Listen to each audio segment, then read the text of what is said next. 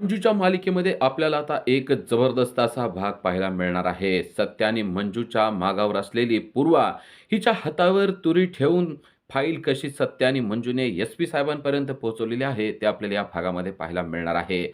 सत्य आणि मंजूच्या मागावर बरोबर पूर्वा त्या ठिकाणी पोहोचलेली आहे, ज्या ठिकाणी सत्य आणि मंजू लपलेले आहेत.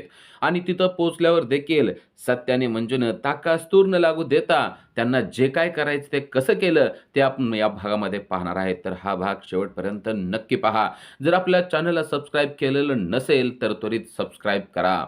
ऐन वेळेला सत्यानं एक जबरदस्त अशी चाल चाललेली आहे आणि त्यामुळे पूर्वाच्या समोरून मंजूने ती बॅग ज्यामध्ये ती फाईल ठेवलेली आहे, ती बॅग तिनं समोरून घेऊन गेलेली आपल्याला पाहायला मिळत आहे आणि मंजू तिच्याकडं पाहतच राहते. आपल्याला तर माहितीच आहे, की तात्याची माणसं ही सत्य आणि मंजूच्या मागावर होती. पण तेव्हाच ते माघारी आलेले आहेत, कारण सत्य आणि मंजू रात्रीच्या अंधारामध्ये कुठे गायब झालेले आहेत, हे त्यांना समजलेलं नसतं आणि म्हणून तात्यासाहेबाचा माणूस तात्यासाहेबांकडे येतो आणि त्यांना सांगतो, की "अहो सत्य आणि मंजूचा आम्ही पाठलाग केला, पण ते नक्की कुठे गेलेत ना, ते आम्हाला समजलंच नाही." तेव्हा तात्या चिडतो आणि त्याच्या एक थोबाडीत ठेवून देतो. तात्याला समजलंय, की सत्याने मंजूने काय केलेलं आहे ते. सत्याने मंजूचा प्लॅन काय होता ते आता त्याच्या लक्षात आलेलं आहे. पण वेळ निघून गेलेली आहे. कारण तात्याच्या सगळी घरातली माहिती म्हणजे मानिनीला लपवून ठेवलेलं होतं आणि मानिनी देखील ते घेऊन गेलेले आहेत. त्याचबरोबर फाईल देखील घेऊन गेलेले आहेत.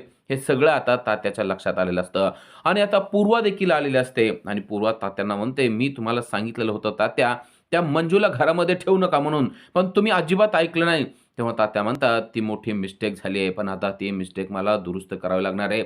बबडे त्यांना आता तू अजिबात सोडायचा नाही. त्यांचा कायमचा कार्यक्रम फिक्स आपल्याला करावा लागणार आहे." तेव्हा मात्र तात्यासाहेबांवर चांगलेच चिडलेले आहे. कारण तिला अगोदरच मंजूला घरामध्ये आणलेलं पटलेलं नव्हतं आणि आता त्या मंजूनं काय केलंय हे ऐकल्यावर तर ती म्हणतेय, "त्या मंजूला आणि सत्याला मी अजिबात सोडणार नाहीये. त्यांना तडपडून, तडपडून मी मारणार आहे तात्यासाहेब."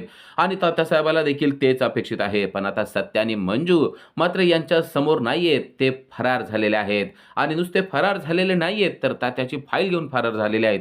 हे देखील तात्याने आता पूर्वाला सांगितलेलं आहे. तेव्हा पूर्वा अजून जास्त चिडली आहे. तात्यासाहेबांनी किती वेडेपणा केलेला आहे, हे आता तिच्या लक्षात आलेलं आहे आणि तात्या आता पूर्वाला सांगतोय, "काही करून त्या दोघांना शोध आणि त्यांना कायमचं संपवून टाक." इकडे सत्य आणि मंजू एका घरामध्ये राहायला गेलेले आहेत, की जेणेकरून तात्यासाहेबांची माणसं त्यांच्यापर्यंत पोहोचू नयेत म्हणून.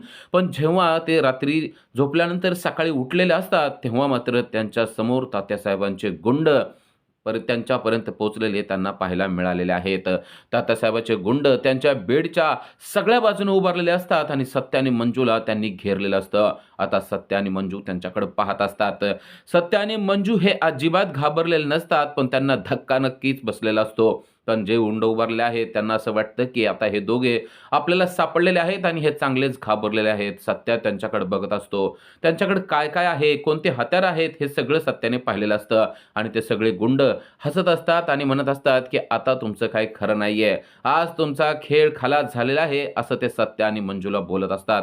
सत्या त्यांच्याकडे एकटक पाहत असतो. समोरच्या व्यक्तीकडं त्याला आता बंदूक दिसलेली असते. त्यामुळं डायरेक्ट यांच्या अंगावर जाण्यात काहीच अर्थ नाहीये, हे देखील सत्याच्या लक्षात आलेलं असतं. मंजू देखील सत्याला शांत राहा सगळं बोलत असते. कारण हे कशासाठी आलेत त्यांना माहिती आहे. पण जी फाईल आहे ती त्यांनी लपवून ठेवलेली असल्यामुळं आता ह्या गुंडांनी ती फाईल त्या त्या गुंडांना मात्र फाईल अजिबात मिळालेली नसते आणि त्यानंतर सत्य आणि मंजू हे दोघेही पाहतात, की आपल्याला यांचा मुकाबला करणं गरजेचंच आहे. तेवढ्यात त्यांच्यातल्या एका गुंडाने बंदूक काढून त्यांना सांगितलेलं असतं, की "आम्ही सांगतोय त्याप्रमाणे जर का केलं नाही, तर आत्ताच्या आत्ता सगळ्या गोळ्या तुमच्या दोघांना देखील खालून टाकेल." सत्या शांत बसतो. सत्याला समजलेलं आहे, की आत्ता आपल्याला काहीच चालाकी करता येणार नाहीये. त्यामुळे शांततेनं सगळ्या गोष्टी करणं गरजेचं आहे. शांततेत त्यांचा कार्यक्रम करणं गरजेचं आहे आणि ते सांगतायत, जसे गुंड सांगतायत तसं सत्य आणि मंजू वागायला तयार झालेले आहेत.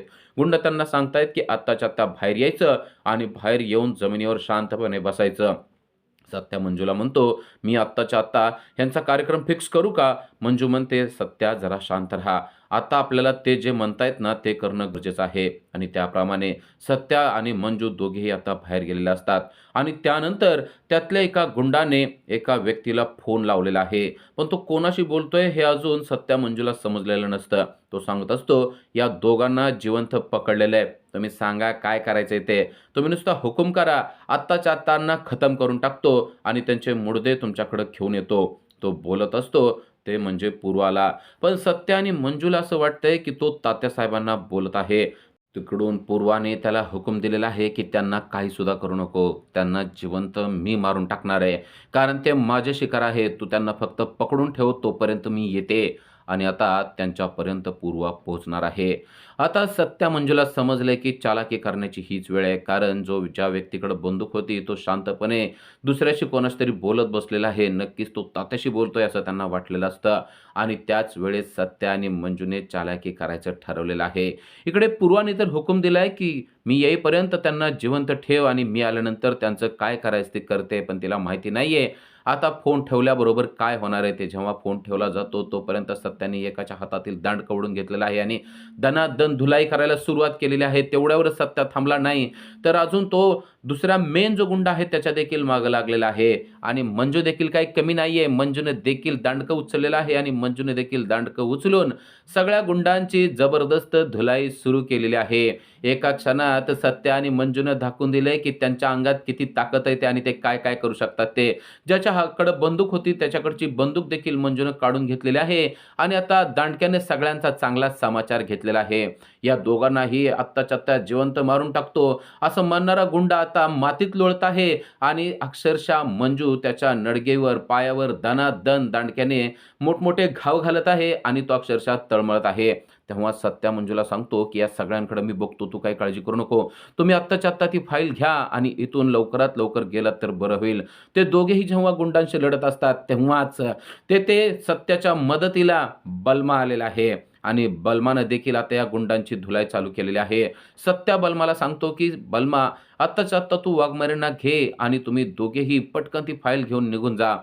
सत्याने सांगितलेलं असतं, "फाईल घेऊन जा." पण तेवढ्यात अजून एकदा मंजूवर त्या गुंडांनी हल्ला केलेला असतो. बलमा त्यातून मंजूला वाचवतो आणि मंजू आणि बलमा हे धावत पळत जातात आणि जेव्हा ते लांब जातात, तेव्हा त्यांच्या लक्षात येतं, की फाईल मात्र आपल्याकडे आलेलीच नाहीये.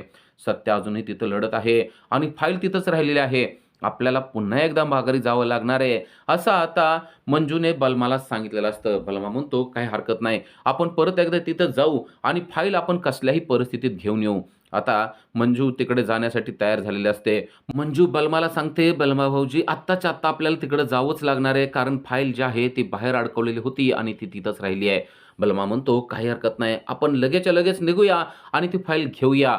पण तिकडं मात्र आता पूर्वा आलेली असते. पूर्वा पाहते, की पूर्वानं पाठवलेल्या गुंडांची सत्या आणि मंजूने चांगलीच धुलाई केलेली आहे आणि ती पूर्वा सत्या आणि मंजूला इकडं-तिकडं शोधू लागते. पण तिच्या गोष्ट लक्षात येते, की सत्या आणि मंजूने गुंडांची धुलाई करून ते तेथून फरार झालेले आहेत. आपल्या हाती पुन्हा एकदा निराशाच लागली आहे.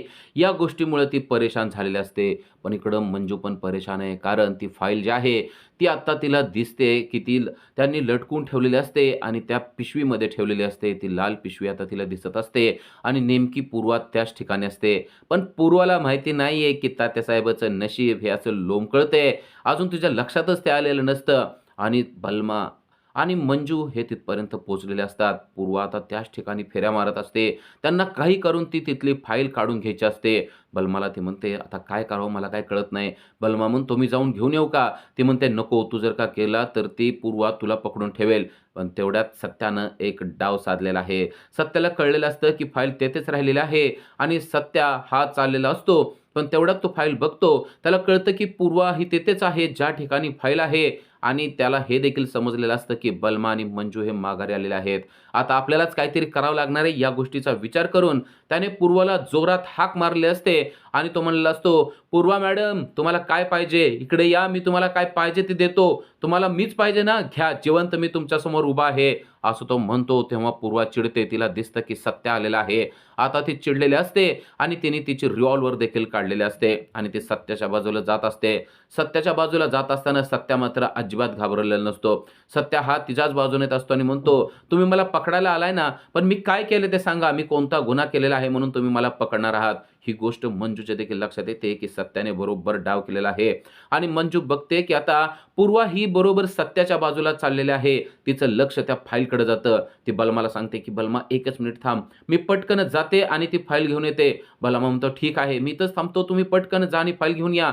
जेव्हा पूर्वा सत्याला पकडते, तेव्हा मंजू फास्ट पळत जाते आणि तिने ती फाईल काढून घेतलेली आहे आणि जाता-जाता ती फाईल तिने पूर्वाला दाखवलेली देखील असते, की "फाईल जो तुम्हाला पाहिजे ना, ती आता कधीच मिळणार नाही." असं म्हणून तिने ती फाईल घेऊन फरार झालेली असते आणि तिकडं पूर्वा मात्र सत्याला पकडून ठेवत असते आणि आता सत्या मात्र पूर्वाला जाऊ देत नसतो, कारण त्याने देखील पूर्वाला पकडून ठेवलेलं असतं. तोपर्यंत बलमा आणि मंजू हे फाईल घेऊन फरार झालेले आहेत आणि सत्या देखील आता पूर्वाच्या हातातून निसटून जाणार आहे. कारण सत्याने काही केलेलंच नाहीये, त्यामुळे पूर्वा त्याचं काहीच करू शकणार नाही. तर हा भाग तुम्हाला बघायला कसा वाटेल ते नक्की कमेंट करून सांगा आणि अशाच सीरियलच्या अपडेटसाठी आजच आमच्या चॅनलला सबस्क्राईब करा.